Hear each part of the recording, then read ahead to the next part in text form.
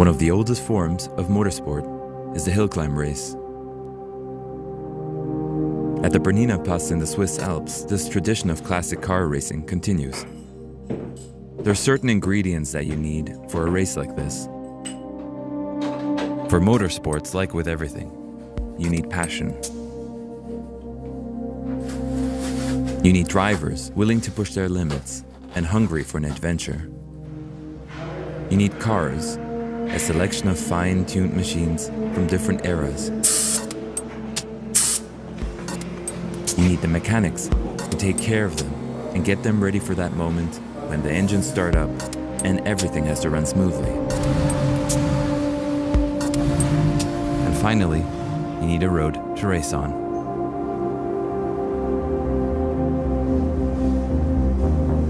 My name is Dominic Nahr, and I'm a photographer and filmmaker, and I've been shooting with Leica cameras for a decade. The Leica SL2-S is a camera with all the newest tech and a metal body built like in the old days. It's a tool. With its 24 megapixel sensor, I get a great balance between filming and photographing without compromising either. This film was shot in 4K at 10-bit, and all of it was recorded internally. I work with 256 gigabyte cards in 2 slots, which lasts me the whole day. The camera saves my settings independently for both video and photo modes, so I can easily switch between the two. And when things start to move fast and I want to photograph, the burst mode on the SL2S gives me up to 25 frames per second in DNG. The in-camera image stabilization is amazing, and I can use my SL and M lenses depending on the situation I'm in.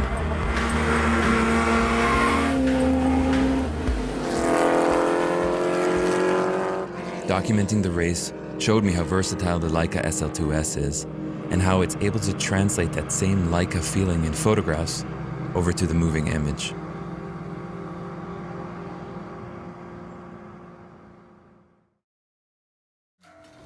It's unbelievable. I mean, this is groundbreaking for me. I've been waiting for this for over a decade. I couldn't be happier.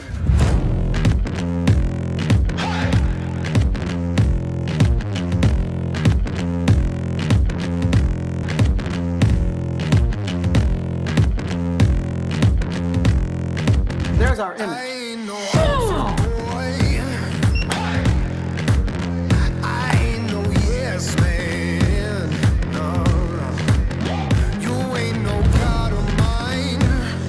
Now that Capture One has come out with Capture One 21, allowing you to tether with Leica cameras, it's astonishing.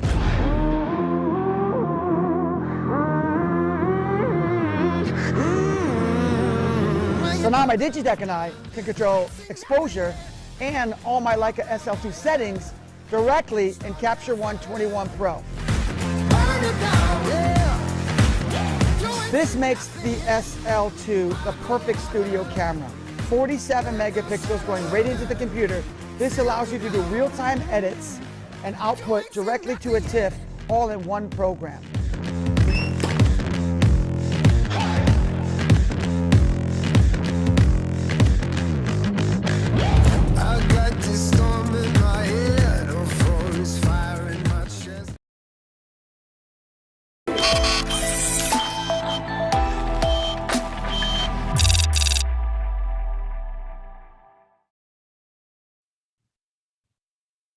What's up, Leica fans? And welcome to another episode of Leica Tech Talk, where we explore the world of Leica with a technical eye and a love for photography. I'm your host, Antonio, and I'm so glad for you to join us again for another episode of Leica Tech Talk.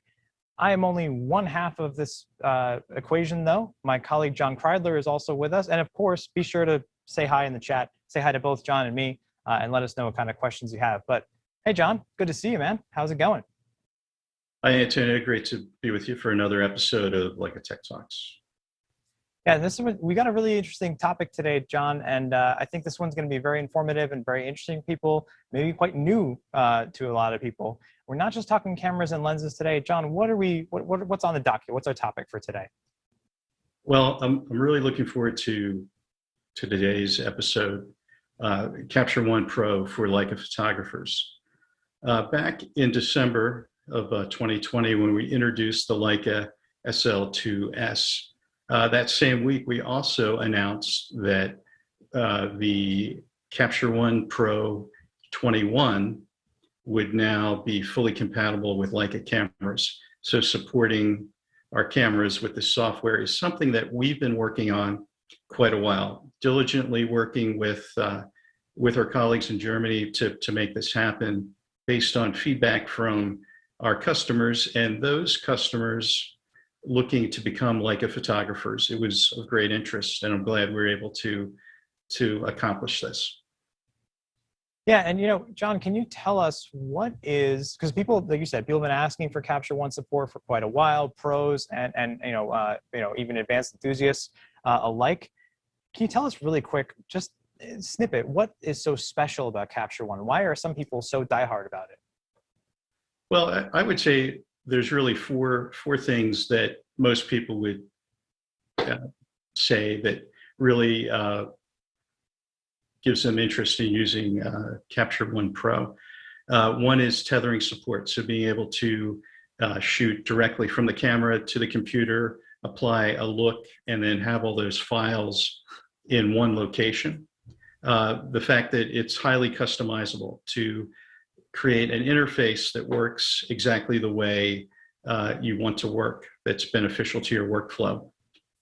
Third would be really the color, and how having a custom profile like the Pro Standard ICC profile that was created really makes a big difference. So for me, I'm going to show a couple pictures, images taken with the Leica SL2-S and processed in Capture One. And for me, it's really a color story. How using this custom-built profile, the Pro Standard ICC profile from Capture One in the software, actually is their interpretation of Leica color. And whether I'm trying to, say, overexpose, underexpose, or saturate or desaturate the image, no matter what it is, the color still stays true. Yeah, and what I see here, John, is that you mentioned the color staying true. There's a way to get vivid, bright colors that is true to life, and there's a way to get it where it just really never looks quite right. It can look pleasing to many people, and maybe some people like that kind of look, but then there's true to life vividness. There's a lot of bright colors out in the world, but when you just, this is what we see where we're like, you smash that saturation slider all the way to the right, and it's just like too much. After seeing pictures like that where you try to work with it and try to make like a lot of vividness and really punchy deep blue sky and bright vivid greens, and like it can be kind of like having too much dessert and your teeth hurt afterwards and you feel like you gotta go to the dentist the next day. But here seems very true to life in these couple of examples, but still vivid, nice controlled color palette as well in the background, nice bokeh. And this is the SL2S kind of flexing its muscles here. I think, John, both you and I, now having a few months of using the SL2S, agree that the color is a big part of what makes this camera so special, especially the color at high ISO. But with that being said, when we talk about workflow and editing and post-processing, full disclosure, folks, John knows a lot of Capture One, and he's worked with it plenty, worked a lot of professionals that worked with it. I'm still kind of on the learning front. So maybe, we can find some common ground here, but in the chat, feel free, let me know if, you feel comfortable with Capture One, you used it a lot, or you're still kind of learning, or you're just wondering. Because I've been using Lightroom since Lightroom first started. It's kind of hard to remember what I even did before that. I think just developed film. So, it can be a little challenging, I think, to change over or dip your toe in, see if the grass is greener. So maybe a little overwhelming for some folks. And I can hear you if that's a concern, because I'm still kind of learning and dabbling in Capture One myself. But I think, maybe there's people in the chat also that feel the same way or have already made that transition. So John, what do you think though? It's tough to make the change, but maybe we'll go over some things that we'll find worth it. Well, I agree with you, Antonio. It's difficult to change any software once you have something in a workflow that works for you. So there are challenges there, but we're in luck. We have, as a special guest today, an individual who is a Capture One educator, Mr. Scott Nidermaier, I'm sorry. And he's also a image archival specialist for digital silver imaging. So let's all welcome Scott to the program. Welcome, Scott. Hey, everybody. It's great to be here. Really excited Scott. that can you hear me? Yep, we hear Gotcha. you. Yeah, thank you for being here with us. Oh, Scott. there we are. Oh, sweet. Make sure my sound's working. It's always the joy of technology. It's the moment you can do as much prep as you want, and the moment you're on camera, on stage, man, something happens. It's the nature of the beast. No worries, you're good, man. I'm super excited to be here. Yeah. Like John mentioned, I'm an image archive specialist with digital silver imaging. For those of you who don't know, digital silver imaging is one of the premier, if not the premier, in my opinion, print lab in the United States. What really makes us unique is we have a process of actually printing on silver halide paper, so making true black and white prints from your digital files. So definitely, check us out. Go to the website, digitalsilverimaging.com. Take a look. Yeah, and I work as an image archive specialist. Yeah, Scott, okay. First, there's actually a little bit to unpack there. I find it very fascinating that you work with image archiving, and maybe we can put a pin in that and kind of come back to that if there's room at the end to pick your brain a little bit on that topic. But yeah, I mean, with Leica, we've worked with digital silver imaging on a bunch of different projects, and it's a great company, and the proof is in their pudding with the quality coming out of the prints and the work that you guys do. So again, we're really happy to have you on here. And you're actually coming to us, if you can tell us, live from a bit of a special location. Can you disclose? Oh, my super secret location in Manhattan. I'm actually in New York, continuing to archive a lifetime of film for the great Elliot Erwitt, and I'm in Elliot's studio right now. Here we have absolutely stunning print of Fraser and Ali, Madison Square Garden. I think that was 1971 when Fraser knocked Ali to the ground. Like, epic piece of history right there. So it's pretty cool. Amazing. I'm in Elliot's studio right now, and I've been working. I was here. Go ahead. No, I say that's awesome. I think a treat for all the Leica fans in the audience, because Elliot is, of course, like a Hall of Famer. Is just amazing, worshipped among many, especially M users and film enthusiasts and everyone. His work is amazing. Absolutely. But it must be crazy to be archiving that kind of stuff. But again, you kind of do it all. So we can definitely talk a little more image archiving. But what do you say we get into some Capture One, and maybe you can. I know we only have the hour, Absolutely. so it's going to be a bit of a crash course. But maybe you can get us started. So by all means, we're not going to be super thorough here. This is not going to be an end all be all. Let me show you everything about Capture One. Like John and Antonio said, Capture One is a fairly complex program, and for those of you who have never used it, it can be a bit of a bear. But there's tons of resources out there. There's tons of ways of finding material. I just want to highlight a couple of things that I think are really great tools in Capture One that I think really help you as a photographer when you're out there creating your beautiful art and your images. And so I'm going to hit on a couple of key things in Capture One, and I'm especially going to hit on processing out those files and making them sure that they're ready for print, because I'm a firm believer your image isn't done until it's printed. You can Instagram all you want, but until you really get behind it and you create something that you live with and that the world is, that you're proud for the world to see, that's when you've created a really wonderful image. So let me pop over to my Capture One here. I'm going to be toggling back and forth between my screens, and you guys feel free to interject if there's questions or something like that. So I'm going to go ahead and go over to my Capture One here. And yeah, for sure. And people in the audience that keep the questions coming in the chat, and we'll relay them to Scott as we go. Absolutely. When I'm working in Capture One here, I'm not going to be able to see, so it'll have to be like a vocal thing. You guys just pop in, and I can toggle back and forth. No problem. Capture One is this wonderful, powerful software, and at its core, and that's one of the things when we were mentioning Lightroom earlier, at its core, Capture One is a raw processing engine. That is the most powerful feature of this software. All the other tools that are built in, everything else that happens in Capture One is there because photographers asked for it. They said, you know what, this is great that I have this raw processing engine, but I wish I could do a little more with my raw files. Now, one of the key things I want to highlight is everything in Capture One happens at the front end. It happens before it becomes an image that you take into Photoshop. A lot of times people ask the question like, well, Capture One is here to replace Photoshop, and that's not the case at all. Photoshop is a very powerful tool. It's very specialized in what it does. Capture One happens before you go into Photoshop. Now, the biggest difference, and somebody's going to ask the difference, what's the difference between Lightroom and Capture One? Lightroom at its core, at its basis, is a cataloging software. It was designed to catalog your work, to archive your work, and then it had a few features thrown into it so that you wouldn't have to be going to Bridge or Photoshop, kind of in its foundation. So you have to understand the inherent differences between the two software straight off the bat. Lightroom started as an archiving software, cataloging software. Capture One was a raw processing engine. Now, with all of these tools that we have here, you can see, on the screen, you've got all kinds of stuff going. This is a shot from Cadillac Ranch in Amarillo, Texas, that I shot with the SL2, 47 megapixels of absolute beauty. I mean, what a stunning camera. I'm so privileged to have an opportunity to play with it. It's great. Yeah. And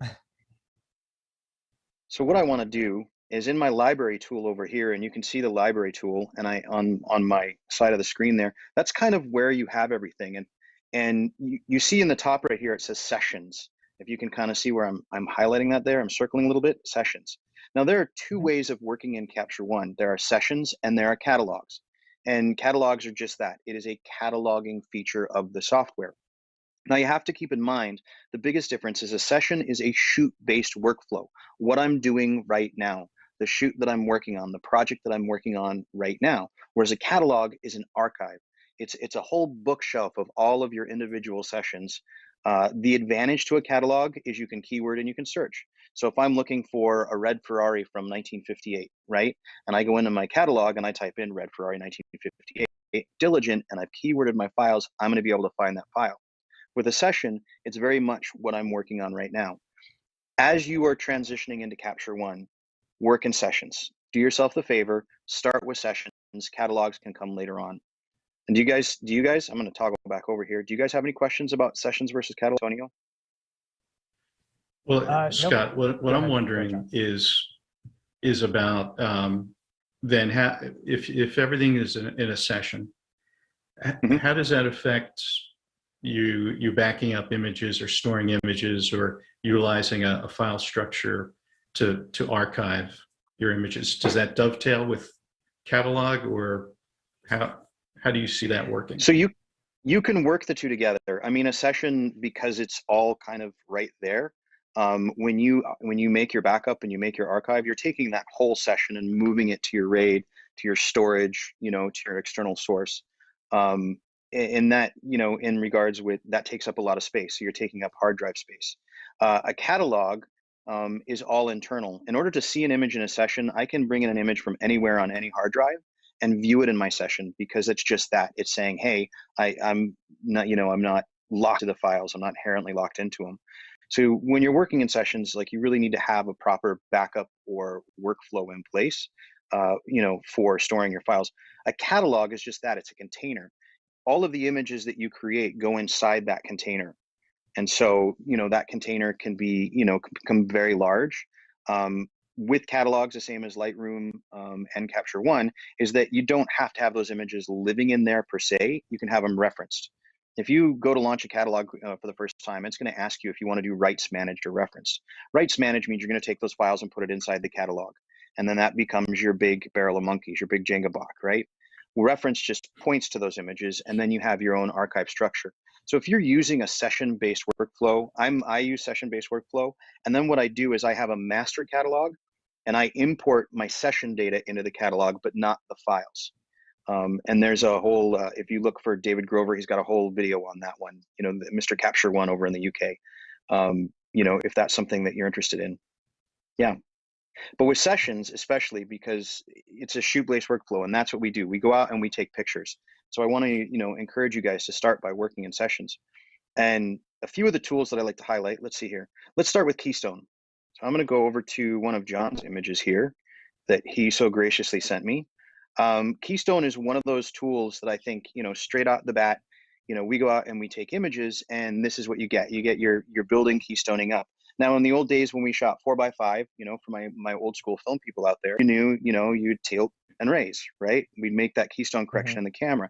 And with SLRs, because we're on a fixed plane, you know, we're on a fixed lens and camera mount, we can't correct for that in camera. But the beauty is that we're working in digital, and software has become so powerful. So what we're going to do is at the top here, you see the two little arrows here, right? And I have the drop down tool. And if you click on the little down arrow, I have vertical, horizontal, or all four corners. We're going to go ahead and just do vertical because that's what we're going to do on this. And it's going to bring up that keystone correction in Capture One. And you see my four circles, 1, 2, 3, 4. Now, when we're making adjustments in Capture One, I always like to do things at 100%. You always view color and sharpness at 100%. When you're placing a tool, when you're doing a keystone, you do it at 100%. So I'm going to start by holding down my space bar, little tips and tricks, Capture One here. Hold down the space bar and you see the hand tool pop up, right? You see it up there in the sky? Hi. You grab that little hand tool, Yeah. and if you double click on the image with the hand tool, it's going to automatically zoom you to 100%. All I did was hold the space bar, hand tool came up, I double click, I'm zoomed to 100%. And now I can grab this keystone tool, and I'm going to correct off these columns right here. I'm going to go off the center of the column, and I'm just going to grab that tool and drag it in place.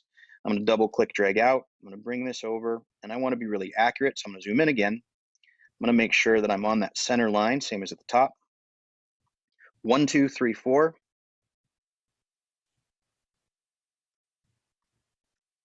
Nice and clean and simple.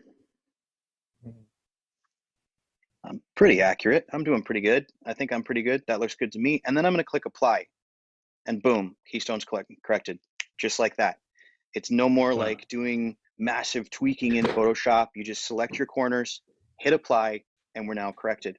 Now, the big difference between a lot of Adobe products and Lightroom and Photoshop and Capture One is that in order to commit to an action, we're accustomed to just hitting enter, right? We just go, boom, I hit enter. Well, it doesn't work that way in Capture One. If you hit enter, it'll create a compare variant. So if I hit enter, it's going to go ahead and create a compare variant. I'm going to go, all right, now I'm going to have to clear that. So we're going to take that away. In order to commit, we just change to a different tool, right? We just change to the hand tool. I hit H, it takes me to my hand tool. There it is. And I can zoom back in. Now with Capture One, I'm going to keep my train of thought intact here. We're working on the raw file. And the beauty of what we're doing is we're not actually inherently affecting the raw file. We're simply writing instructions to that raw file, right? It's like a secretary in the corner with a note, right? The software is taking notes on what you want to do to that image. So inevitably, if you ever make a mistake and you want to go backwards, all I do is I go, you know what, that's not right, I want to try again. And you just click the reset. You just click that back arrow with an N hash, right? And I can go all the way back. Does that make sense? Yeah, totally. Yes, no, maybe with so. With that keystoning tool, it seemed like, you know, you're basically just mapping it out for the software, and then it took care of all the heavy lifting. It seemed pretty accurate. I mean, you did that quite quickly as well. You know, I'm sure if for people that really have to take their time, make sure they want to get it perfectly exact, they're going to get it perfectly exact. Absolutely. It's like anything else. It's when you're working in Capture One, you know, or any software, if you take your time to really pay attention to what you're doing, we're moving fairly quick here because I know that we have a lot of material to cover, and I definitely want to leave time for questions because I'm sure there will be. Yeah, we already have a few show coming in, so yeah, they're looking good. Awesome. Awesome. I'm going to jump over here, and I have some images here from my friend Christian Fletcher. And Christian Fletcher is an incredibly talented Leica photographer based out of Australia, for those of you that may know him. And there was this really great image. I'm just going to pick this one here, make sure it's reset to 0. And it was shot with a wider lens, and it doesn't really look like it needs keystone correction, but I think I can make it a little stronger. And so keystone isn't always just when you're looking up at the building and you get that big thing going on. Sometimes here I have a landscape, and I've used Christian, he shot this image and then sent them to me so that I can show them to you here. Shot this landscape with a wider lens, and I don't necessarily want all that distortion, but I still want that beautiful landscape going on. And so I'm going to utilize the keystone tool for this, and I'm just going to bring it in I'm going to correct based on the corners of my building. 1, 2. Because working with an Apple trackpad, and I'm bringing it in here. We'll bear with 1, you, 2, Scott. 3, 4. You're not in your own home studio, so we understand. Oh, I know. I'm standing here and at Elliott's, and I'm just going to try and get this a little bit closer. Fairly accurate. That's fairly close.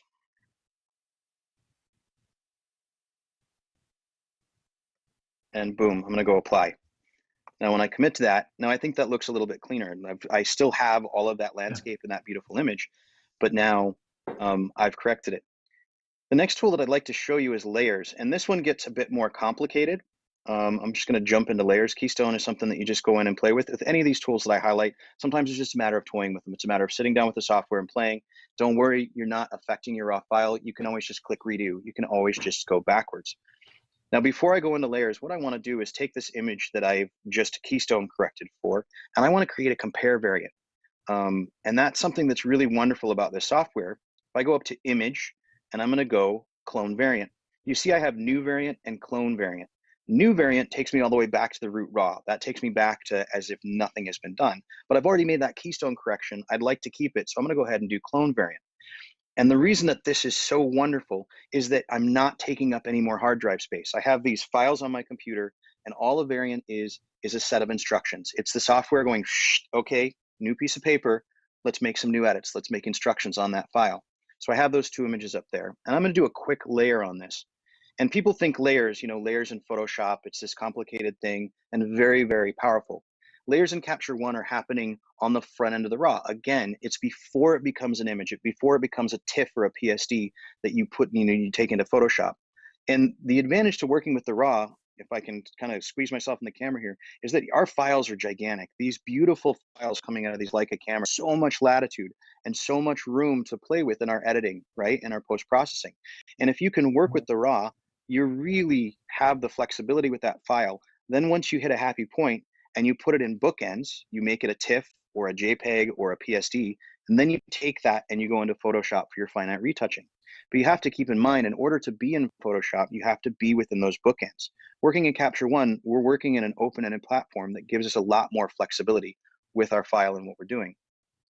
Now, layers, that you can do up to 16 layers in Capture One. It's a little bit different than layers in Photoshop. It is similar. It was a licensing agreement with Adobe between Phase One and Adobe, and that's how that came into existence. Companies like to work together to make the business better for photographers, and that's what it's all about. I'm going to go ahead and do a quick layer here, and then you can see I open up my tools palette, and I clicked on the plus sign, and it gives me an adjustment layer. And again, like John was saying, customizable. I'm going to give this a name, right? I'm going to label that layer so that I can pay attention to what I'm affecting instead of just adjustment 1, adjustment 2, adjustment 3, adjustment 4. So I'm going to go ahead and call it sky, and I'm just going to do a really quick gradient on my sky here. Nothing too complex. I'm just going to grab that gradient tool right there, and I'm going to drag it down, and I'm going to put a little more contrast in there. I'm going to bring those clouds up, and you know what? I'm going to take those highlights down. Those are beautiful kind of punchy clouds, and I really like that. I like the texture in the clouds. One of the things about skies is I'm going to cool it off. I like a little bit more blue in my sky, right? Maybe a little bit stormy, a little bit too much, but a little bit of blue in there. And then I'm also going to add just a little bit of saturation. Not a whole lot, right?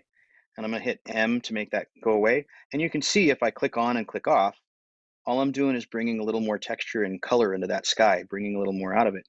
Now down here on the bottom, we have all of this sand and water, this beautiful thing going on. I'm going to go ahead and create another layer. I'm going to call this one water, just because I'm going to go from the bottom. And again, I'm going to go ahead and grab that gradient, and I'm going to go from the bottom to the top. Hit M so I can, my shortcut key, so I can see what I'm doing. And I don't want to go all the way up. I'm just a little crooked there, but that's all right. And on that one, I'm going to go ahead and add a little more saturation, right? And then it's kind of a warm day. I feel like it's warm after the storm settled, and I want to bring in those highlights just a little bit more into that beach. So I'm going to go ahead and warm it up just a touch. And Christian, if you're watching this and I butcher your image and it's not what you want, keep in mind this is just my version of the edit. You're the artist. Yeah, I know. He'll probably call me and be like, "Dude, what did you do to my picture?" I feel like it was beautiful. I'm like, "Man, it was beautiful." Dude's crazy talented. Science. He's just a wonderful It's photographer. for science. That's okay. And you know what? I'll It's jump for in here and science. say, this is, it's really interesting to see the use of layers, right? It's something that we're just so used to, that being a moment where if I got to think in layers, if I'm going to edit that way, I got to jump out of Lightroom. I got to go into Photoshop, right? Here you have it integrated. Mm-hmm. And we got, some comments in the chat and some questions already. And someone mentioned, features that are really different from Lightroom, and this being a big one. And we'll touch on some more features that also quite separate Capture One and Lightroom. But I think this I don't know, this is arguably one of the biggest ones, because I mean, the thought of using layers, I would say so. right there. The ability to do your Correct, layers in Capture One, we can do up to 16 layers. And you're not committing. You can go in and make a tweak and make an edit, and then go, you know what, I don't like that, and you make it go away, and then you try again, right? Because it's this continual process of looking at your image and really finding the image that you're in love with. And then once you hit that aha point, right, you hit that happy point, then you can create a new image. You can just create a variant and keep going. And that's one of the reasons I work in layers all the time. I use it for softening down skin. I use it for, doing my highlight, my shadow, bringing warmth or coolness like I'm doing on the image here. And it can get really complex, but it doesn't have to be complex. And that's one of the beauty of the things that I'm showing here, is that, if I turn these layers off, it's not a whole lot. It's 2 quick layers. And then let's go ahead and compare that. So I'm going to hit Command. I'm going to go ahead and compare that to, where I was and where I am. And I didn't do a ton of editing. I didn't do a lot of heavy lifting on this file. I just really clean and simple, just a little bit. And I've really taken that image and taken it in a new direction, and I can keep going with that over and over and over again. I can keep, creating variants and trying new things. Yeah, for sure. And so without, I think, I think with the, with your use also of the SL2, and we have, like some files here that we're taking on Leica cameras, maybe a kind of a greater topic, and some people are asking questions in the chat, some things that you think are really emphasized with our cameras, with Leicas, that really dovetail nicely with Capture One. We've talked a little bit about how, Capture One being it's an all-in-one. You can go from tether now to output. And are there any things that you've seen in particular with the 47 megapixel sensor of the SL2 that you think are certain strengths of Capture One that a lot of Leica photographers would find most beneficial with this software? First and foremost, is just the absolute cleanliness of the files.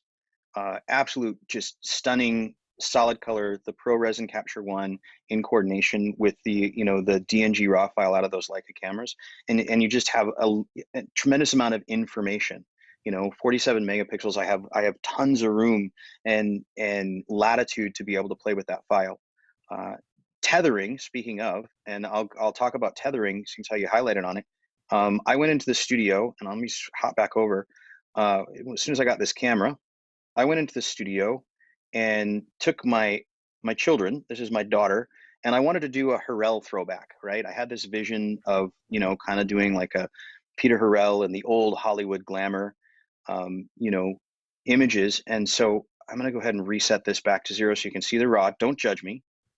So here we are, right? So I had this tethered session, and I was, for anybody who's ever photographed kids, or anybody ever photographed your own kids, you have a very limited amount of time where they pay attention to you. And I was shooting tethered to the Leica SL2 in the studio with the 50 and the 75 lens. It never missed a beat. And that's always one of the biggest things when you're shooting tethered, is you're hammering on it. You're going click, click, click, click, click, click. And then there's that buffer, right? And then you have to stop and you have to wait. And it was always obnoxious with any of the earlier camera systems and any of the earlier systems when you would sit there and you'd be hammering away in the studio, bam, bam, bam, bam, bam. Okay, wait. Okay, I'd get 8 more frames and then I got to wait. I'm telling you, I went non-stop. As long as they were in front of me, I had the trigger going on the camera, and it never hiccuped. I never disconnected. I never missed a beat. It was absolutely stunning performance. Now with the Hurrell, I'm a big fan of black and white. Here I am in Elliott Studio. I've been archiving black and white film for a couple of weeks now, right? I'm working on this project, and I really love black and white. I love the old Hurrell. I love the old Hollywood. And so that's what I did, is I took these images and I converted them to black and white. Let me just show you how to do that real quick. I'm going to go into my color tab. And, some people, I'm just going to throw out there, some people just go to their saturation tab and they just drag it down and they go, okay, I'm going to desaturate it. And that's okay, if you want to look at it quickly, am I going to like this in black and white? But you're throwing away all of your control. You're losing the control, because what do we have here? We have a color sensor, right? It has that bear pattern, that red, green, green, blue. And with that color sensor, we can take that into the software and have individual control over those color channels, right? It's just like for my old film shooters, putting filters in front of the lens, right? Whether I'm putting a yellow an orange or a red filter, depending on how much contrast I wanted out of that black and white, I can do the similar effects within the software.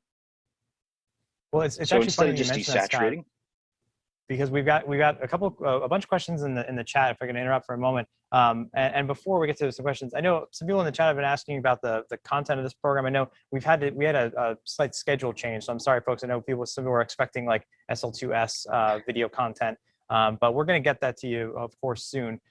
So thanks for being here with us and for tuning in today. But we're definitely covering lots of SL2 video developments and all kinds of stuff coming up in the next episode of Tech Talk. But in the meantime, though, Scott, I got a great question that's actually perfectly on the topic of black and white, because you're talking about color channels and what you can do when you convert from color to black and white.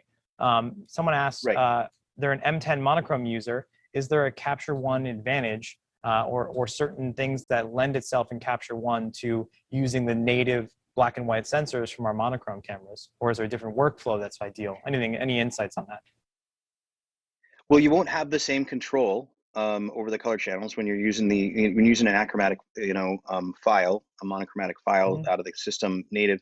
The advantage to that file is because it doesn't have the bare pattern over top, so you have more tonal range in your grays to begin with, and then you also have that traditional control of putting, color filters over your lens in order to, kind of get some of those effects.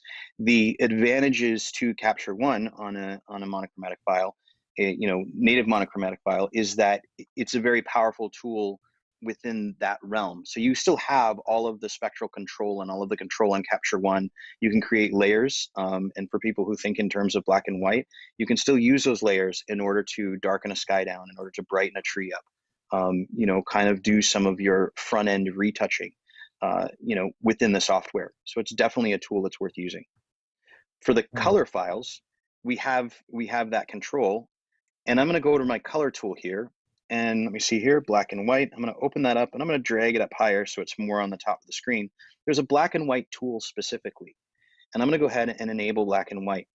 And what that does is that's taking this file and converting it to a black and white file, but now I still have control over those individual channels. And you can see I'm being really extreme with my playing here. I have those controls the same as if I were putting color filters in front of my lens, and I can go in and affect those individual color channels.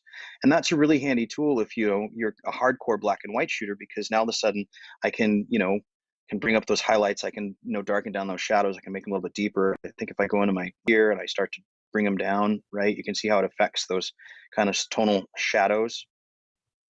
And that's just a wonderful thing for me, you know what I mean, to be able to control that file and really get it where I want to go. Now, with this one, Hurrell, I wanted a little more contrast, so I brought a little more contrast in on the file. And then as far as clarity or mid-tone contrast, I'm going to go ahead and just dial it down. I'm going to soften it down just a little bit. People oftentimes, they look at the clarity tool, or they look at my mid-tone contrast and how it really starts to, soften out the skin right here. If I do that, and people say, well, that's cheating. You're working in digital, you're cheating. I don't know if any of you guys out there, I'm sure somebody has seen the original files from Hurrell and from these artists that created these images back in the day.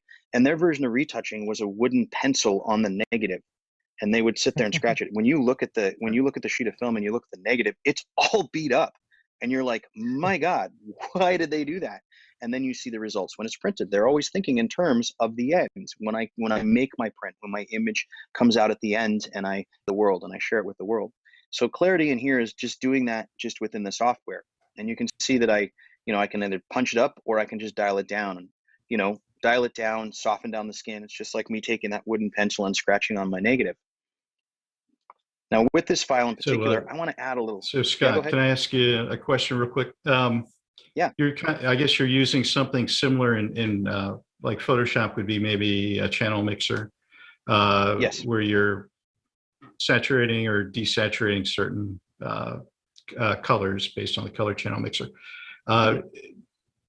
So the other way, I guess, would be to use any presets. Do you ever use custom presets, or ones that either come with Capture One Pro or an add-on, or do you make your own presets? I use the presets all the time. There's a ton of them available. Presets, you know, I'm of the school of thought, you don't use a preset and then call it good.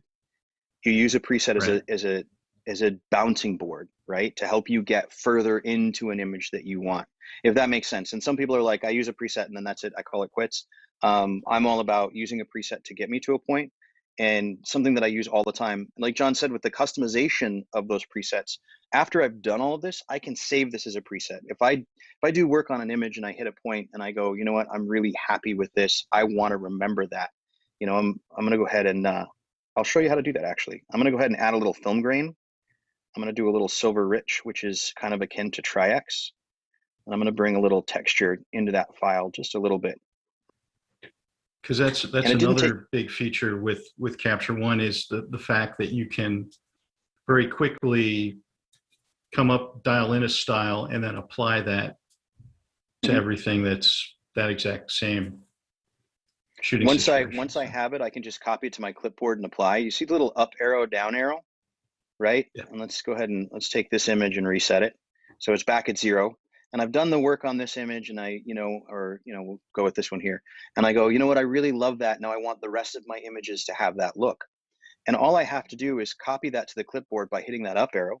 And if you're curious as to what's going on with your clipboard, you can go to your information here, go to my clipboard, and close this out. And you can see all of the adjustments that are being done to that file.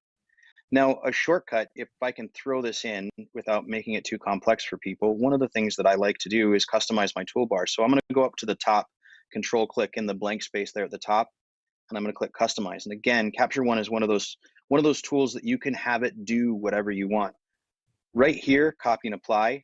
I'm going to drag that up and put it right there.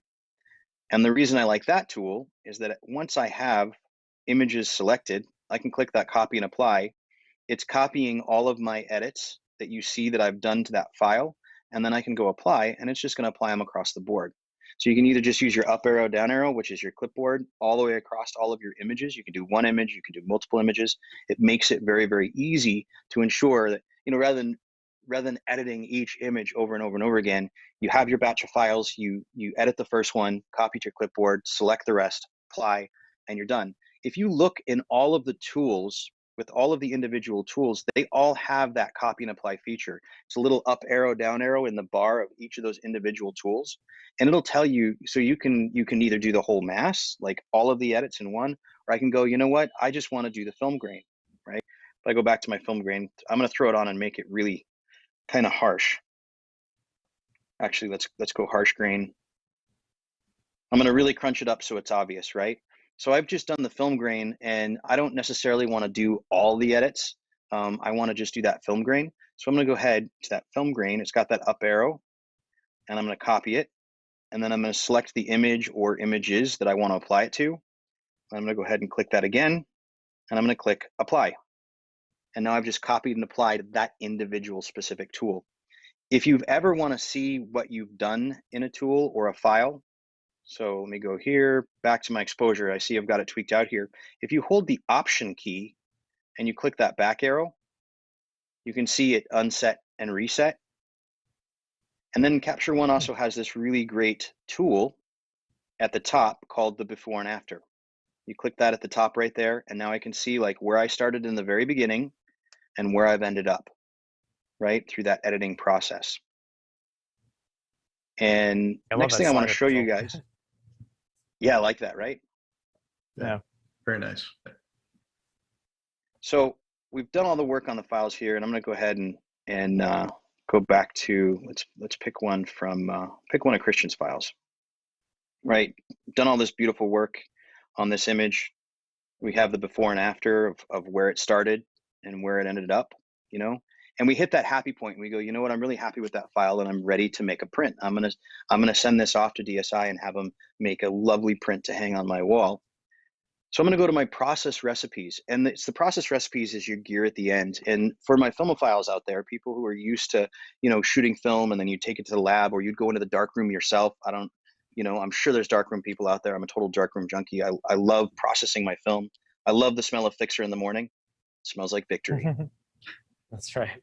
So I think of my process recipes as just that. Just don't drink it. Don't drink the fixer. Don't sniff the stop.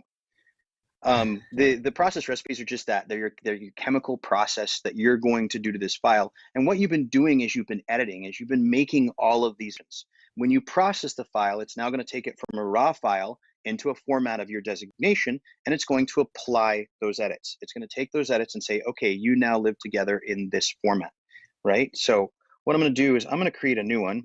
I was just doing a class for SCAD recently. That's why I have SCAD there. And there are some that are, there's a bunch that are pre-built in and come with Capture One. Feel free to use those. If you want to create a custom profile, if you want to build your own, you simply just you click the plus button right there at the bottom of that process recipe tab. And then I'm going to give it a name, Leica, right? And you can see all my different names that I have here. The one that is highlighted orange is the one that's being affected. Now, there are other tools here in that Capture One window. The only two that you need to pay attention to are the top one, which says process recipes, which one is highlighted orange, and then the one right below it that says process recipe. That's the instructions. That's the soup bowl that you're putting all your ingredients in. So I'm going to send this to print. So I'm going to go TIFF. I'm going to do a full 16-bit. I want the biggest file possible. I'm not going to compress it. Adobe RGB 1998 is the most common. Adobe 98 is the most common. A lot of times when you send stuff to a printer, they'll ask you for Adobe 98. And I'm going to go 300 DPI. Now, I do want to open this in Photoshop. And there at the bottom, you see that open with option. And that open with option says, you know what? I know there's a little more retouching I'm going to do on this file. Rather than processing it out and then going and finding it and then opening it in Photoshop, I'm going to have it process and open straight into Photoshop. I'm just going to take it from A to B. Now, the next one over is the File tab. It says Output Location. This is telling you where it's writing that file to. Your output location. If you're ever curious, you just click the little arrow on the right there, and it's going to open your Finder window, and it's going to show you specifically where it's writing that data to. I usually like to customize from the very beginning. Do a Capture One training with me sometime, and I'll give you all the good juice. Now, underneath subfolder, neat little trick here. I'm going to go ahead and open up a token, right? And you can see with the naming tokens, if you're shooting with different cameras, let's say you have the SL2-S and the SL2 and your M10, right? And you're out there shooting with all of your different cameras, and you're like, wait a minute, I want my files to be separated according to the camera that I shot it with. But you're batch processing, right? You have all the files in one big bucket, but you want to put them out into individual containers. This is where you can do that. You can separate files according to name, date, location, camera serial number, the lens that it was shot with. All of that information is here. So you can use those naming tokens right there, something to explore. I'm going to go ahead and give this a subfolder, and I'm going to call for print.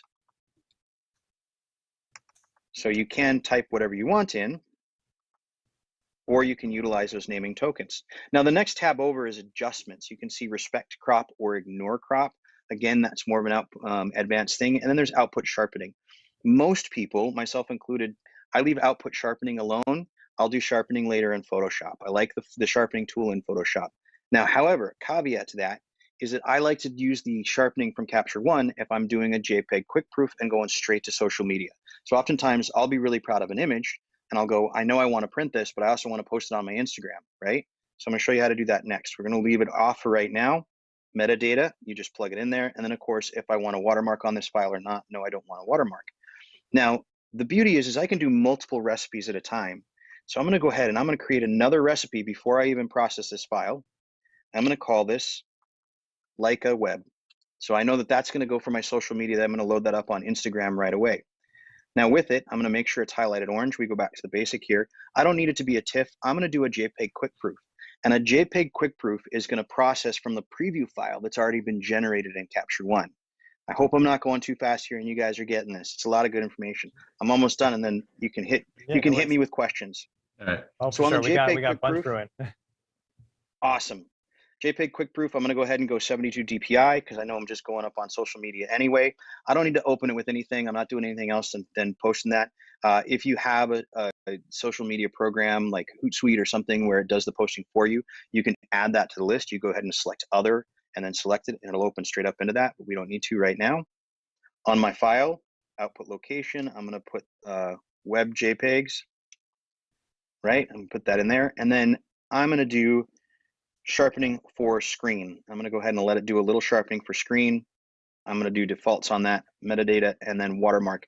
Now, watermark is something that can be used if you're, you're going on social media or something like that. A lot of people, rather than putting, it's not like the old days where you put proof, across the file. That's just silly. Right. If you have a logo that's yours and already pre-built, a lot of guys, a lot of photographers will put that logo down in the corner of the image so that as it's living on social media, on Facebook and on Instagram and on LinkedIn, they see the image and then they see their little logo in the corner.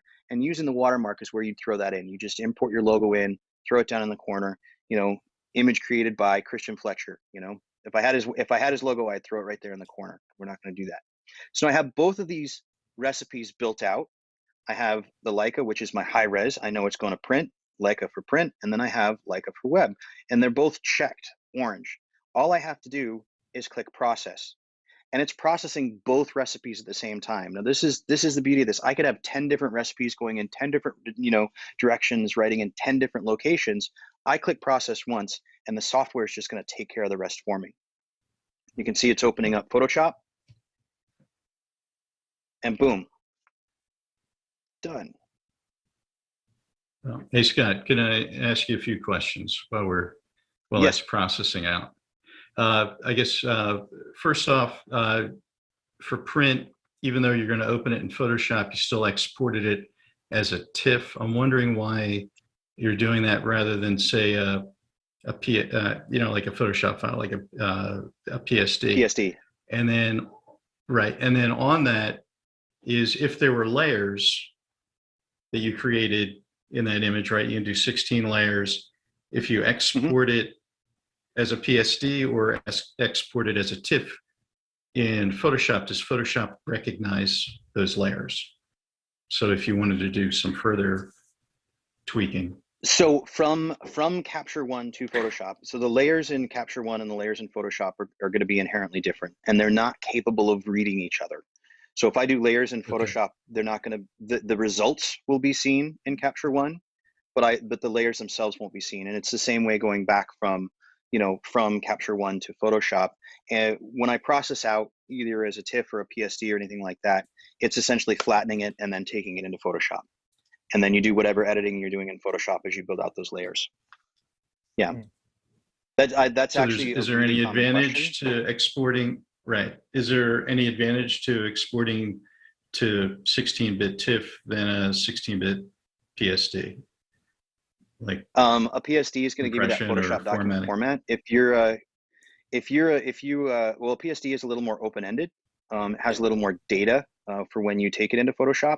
If you are a retoucher person and you're comfortable in Photoshop and you're good in Photoshop, absolutely do the PSD.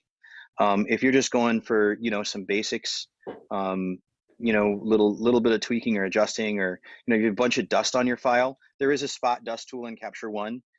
It's really great if you have a couple of specs. If your sensor looks like it has boogers all over it because you were out in the you're out shooting in Death Valley and changing lenses and not being responsible, then you're going to go into Photoshop. You're going to use that J brush and just sit there and do this for an hour, right? So there are advantages to both those tools. And there's so many tools that I can show you guys in Capture One.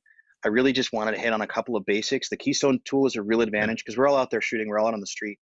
I'm here in Manhattan, and I leave the building and I got a camera in my hand, right? I'm taking pictures, and so the Keystone tool is a real advantage. And then process recipes, knowing how to process the file is going to be huge. Because like I said, why just take a picture and have it live on a computer? Hang it on the wall, let the world see it. It's great that you mentioned that, actually. Questions? Of course, because of, so mentioning the printing aspect, and we have some great questions from the chat. And relevant to printing, someone mentioned, I'm a Lightroom user and have tried Capture One, but what keeps me attached to Lightroom is the print module because I print most of my images. So what would you say to that, that would maybe make that transition easier, or that they can rest assured that those features are in Capture One? Because actually I find my personal experience, again, everyone's different, but I find most people that I've encountered, and myself included, actually, I don't print from Lightroom. So any thoughts on that, Scott? I only print from Photoshop. Capture One itself has a print module, and it's just utilizing whatever the native module of your computer is. And it is available in Capture One. You can print from Capture One the same as you're printing from Lightroom. And I will say, I think though, if that's your workflow, the Lightroom one is a little stronger as far as the print module goes. But for me, I do all my printing from Photoshop because there's just inherently more tools and more flexibility from Photoshop to make that print. Or just Gotcha. process a Okay, file yeah. and send it to DSI. That's another way to do it. Sure. And again, we got some questions that are kind of varying topics, so we can kind of just touch on a few here. When it comes to batch processing, right? I think that's something a lot of people like about Lightroom, and Capture One can do a lot of it. And organization, though, is one thing that everyone struggles with. And someone asked, would Capture One pair well with Photo Mechanic Plus for metadata and catalog? Photo Mechanic is blazing fast when it comes to putting in metadata. Capture One has a metadata, keywording function in there. It's not as clean as Photo Mechanic is, as far as the metadata application. And as long as it's XMP, absolutely, because Capture One XMP is native. I don't want to call it native. Is attached data to your file. Whatever you plug that information, whatever tool you use to plug that information in, as far as your keywording, location or whatever else you want to attach to that file, and you have it as an XMP in Capture One, you simply tell it to read that XMP and it will. Gotcha. Okay. And then on the that's a setting in the topic, preferences. Okay, gotcha. So on a similar topic though, with keywording, another comment, the layerability is what has me toying with Capture One. My Lightroom file structure, catalog, and keywords is what's holding me back. Any thoughts on that though? Like in terms of maybe some tips or anything with getting into keywording or strengthening their use of it in Capture One? So one of the things that you can do in Capture One, I don't know if you can do in Lightroom or not, is you can actually go in and just take a Word doc and build out all your keywords and your structure as a Word doc, and then import that straight into Capture One. So then it's a matter of just selecting them. So rather than keying it in and typing it every time, it's a little more complex than I could just explain off the bat. But it's pretty cool in that you can build all your keywords in a Word doc, bring that into Capture One, and then it creates all those tags, and then all you're doing is dragging or selecting the tags. I want this one, this one, this one, this one, and this one. So night, Madison Square Garden, Fraser, boxing, 1971. I could pre-create those keywords, bring them to Capture One, and then I'm just selecting them. Got it. Interesting. Yeah, I did not know that you could import them using a Word doc. That's fascinating. Good for batches. And we've got another question. It kind of goes back to at the top of the program with the early part with sessions and catalogs. Someone asked, can a session become a catalog or portion of a catalog? Yes. So a catalog, so it goes one way, not the other. So a catalog cannot become a session. A session can become a catalog. And that's one of the workflows that I recommend on a more, kind of complex thing, is that, so my catalog exists by year, right? So I have 2021, 2020, if we could forget that year. 2019 was a pretty good year, right? So if we think in terms, like for me and my structure, as I do it according to year, and if you have your master catalog, so 2020, my awesome pictures, right? And then you go file, import, session. And if you've been working in sessions, and you can just select the session, and any of the edits, any of the adjustments, any of the tweaks that you've made as you're working with those files and sessions, you go file, import, session, it's going to bring that into the catalog. It doesn't cut it and paste it, it copies it, right? So it's very easy to integrate your sessions and your session workflow into a master catalog that has all of your structure, organization, and keywording for features such as searching. With catalogs, I recommend people do referenced, not rights managed. Catalogs, any cataloging software, Lightroom, iView Media Pro used to less of a problem, right? For the people that remember iView Media Pro, any kind of catalog, the bigger it gets, the heavier it gets. It's like a big Jenga, and eventually it topples. So, backup, backup, backup. If you just do referenced, all you're doing is telling that catalog, this is how I want those pictures to look, and the raw files are over there. So they can live externally on a hard drive. You can unplug from that hard drive or that RAID, that backup system that you have in place, and work on the files. And then when you hook that hard drive back up, the catalog recognizes those images, and then it goes, oh, there's the picture that goes with this data. if that makes sense. Gotcha, yeah. I think I'm following along. Yeah. But no, it's really, again, it's really fascinating. Catalogs get a little more complex. Yeah. Yeah, and in Lightroom too. You know, there's I think it's apparent that there's no be all end all solution for any of this for managing. I mean, everyone's got their own styles, their own methods. You know, like I think the reason I started organizing my folders and files by date is just because Lightroom did it automatically back when I started with Lightroom, and I kind of just stuck with it, and I learned better how to adapt from that instead of it just being a mess of dates and whatnot. And these days, you know, Google Photos, Amazon Photos, right, for your JPEGs, your smartphone photos, right? It's like there's AI working in the background that to help you search things, you know, and everyone has their style. I mean, I've still met people that are still using Adobe Bridge. You know, a lot of people have gone into photo mechanic, but ultimately, Lightroom, Capture One. I think one of the big takeaways is you gotta try it out, right? You gotta see what works for you, you know, and maybe a combination like you know, Capture One and Photoshop, like you were saying, Scott, can be it's a very powerful combo. It's just a matter of making it fit and work in your life. Now, I've got one more question before we go to more audience questions, and we're getting to the lengths of the show. But any just general top level tips for people like me that are kind of, whether they're dabbling or curious about Capture One, you know, migration, you know, overcoming the hurdles of that transition from Lightroom to Cap One. Any general tips or things to do, especially during like a free trial period where you just want to, you know, dip your toe in the waters? You can download the software. It's free for 30 days, I believe. They still have that going. Couple of things: if you already have a Lightroom catalog built out, you can import that into Capture One. You can just transfer it right over, and it'll bring all of the data over. It won't bring any of the layers or edits, but it'll bring in any of your metadata and tagging. So if you give it a star rating or a tag, so that makes it easy to kind of transition over. Tips or tricks, I would say just give it a try. I mean, really, you don't know. And I tell people all the time. I tell my students, if you're comfortable with something and you're really comfortable with something, then that's the right work for you.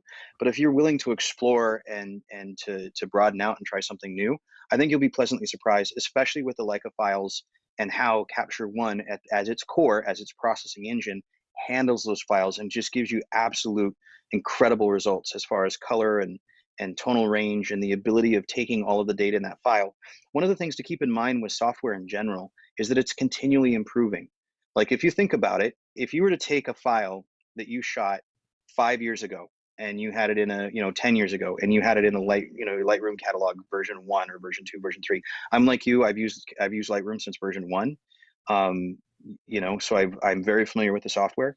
And you look at it in that version of the software in version 1 or version 2, and then you take the same file and you look at it in today's version, and you're going to get better results of that file. And that's one of the things with any of these softwares, and Capture One in particular, is that it has been improving over and over and over again. So now that it's, Leica is fully supported, you can go back and take some of your files from earlier on, open them in the new software, and I think you'll be pretty amazed and surprised at just the results that you get, because it's the software's job to be able to read the data from that sensor. Mm-hmm. Yeah, and I think that's also a really cool thing about the fact that the Leica cameras shoot Adobe DNG. I think it also helps with that future proofing and how retroactively your files kind of improve and get better with the latest technology that's being used. It's a really, really great point. Thanks for mentioning that, Scott. So we've had a lot of questions and in the chat, and some nice activity in the chat. Some people were commenting on you, saying you did an excellent job presenting, so thank you. And I want to just say also, I think it's people mentioning in the chat, but if anyone is interested in maybe a Capture One focused program from the Leica Academy, so let us know in the chat. Maybe just type in C1 in the chat, and we'll tally up how many people might be interested. We're always listening and willing to see what we can put together. And Scott, before we wrap up today, I mentioned when we brought you on, you're an image archive specialist. Maybe we can just have a quick discussion, really brief, like what does that mean, and what, to us that have maybe not been so good about maintaining our files so well, or not been so good about maintaining negatives and prints and archival aspects. Can you tell us really briefly what you do, and then with that, and then what we can learn from, if there's just a quick little tidbit? So as an image archive specialist, I am working with DSI to take film collections, so photographers and artists and creators that have a legacy of film, and then put it in a digital format. Because realistically, if it's still film, it's just living in a box on a shelf somewhere, and it has no. I mean, yeah, you can still make prints, and that film has value, but by converting it to a digital format, it now has utility. You now have the capability of making prints, of putting together a book, of doing your life story and giving it to the relatives at Christmas or something, right? And so that's really what I do is I take film collections. What I've been doing here at Elliott's is taking all of Elliott's greatest work and greatest works of film and putting it in a digital format so that it also has future longevity. A lot of people don't know this, but film does have a shelf life. If it's not stored correctly, if it's not maintained correctly, the silver gelatins will separate from the silver halides will separate from the silver gelatin layer. It can be a problem. The chemistry that you used, if your temperature of your chemistry and all those sort of things. Film is archival as people think. So by putting it in a digital format, now all of a sudden you've given it future life, you've given it shelf life, number one. Number two, it's a lot easier to print. Fewer and fewer people have a dark room where they're going in and mixing up their chemistry and hanging out in the dark room. There's still a few left, and a few people that do it for fun. But how many commercial dark rooms are there in New York City where you can go and rent space and print your files? So by taking it and making it digital, now all of a sudden it's a lot easier to get a print. And like I said, with DSI, we do the silver gelatin print. So you can take that film, get it to a digital format, retouch it in Photoshop, and then send it to DSI and have a proper black and white print made from it. And it still has that longevity. Actually, I think it's just a side fact. Like, I think the single most archival way to have an image is a print. Like, prints in general have the most archive shelf life.